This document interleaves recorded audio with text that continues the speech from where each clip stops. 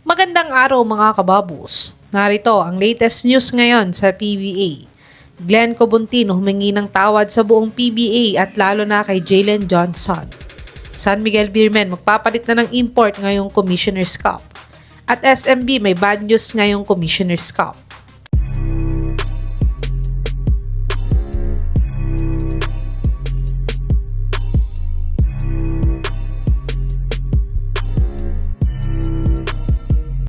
Si Glenn Cobuntin nga ay isa sa mga defensive forward ng TNT. Pero siya nga ay sumobra sa nagawa niyang depensa sa import ng rain or shine. Kaya't sila nga ay nagpang-abot at nagkapisikalan parehas na nagresulta nga ng pagkaka-eject nilang parehas sa game last Friday. At kahapon nga ay pinatawag silang dalawa ni Kume sa Commissioner's Office upang patawan ng suspension at pinagmulta din silang parehas. Si Jalen Johnson nga ay pinagmulta ng 50,000 at may 1-game suspension. Pero si Glenn Cobuntin naman ay pinatawan ng 70,000 at 2-game suspension. Pero ayon nga kay Kume ay sobrang nagsisisi daw si Glenn at maluha-luha pa sa kanya. At humingi siya kay Johnson ng tawad at sa lahat ng fans at buong PBA.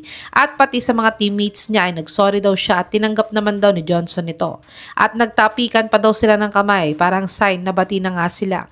Sa tingin niyo mga kababos, magiging okay na ba si Glenn at Johnson kung magkakaharap ulit sila sa PBA playoffs? I-comment nyo na po yan sa baba. Dumako naman tayo sa balitang magpapalit na daw ng import ang SMB. Natalo nga ang SMB sa opening game nila kontra sa Titan Ultra sa score na 119-112. At ang best player sa larong ito ay si Joshua Munson na nagtala ng 29 points, 5 assists at 5 steals sa kanilang panalo.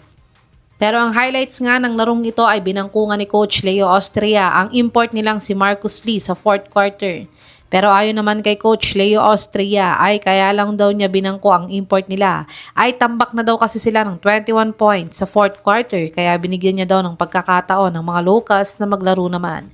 Pero naging pangit nga daw ang buong performance ng buong team nila. Si Marcus Lee nga ay nagtala lamang ng 4 points, 5 rebounds, 3 assists, 3 steals. At ang plus-minus niya ay negative 25 sa 25 minutes of playing time lamang sa larong ito.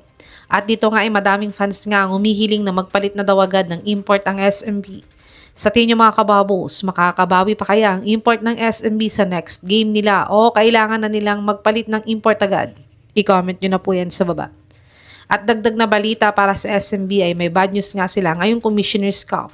Sa talo nga nila sa Titan Ultra ay underman team pa ang SMB dito dahil hindi nga naglaro ang dalawang key players nilang si Chris Ross at Jericho Cruz.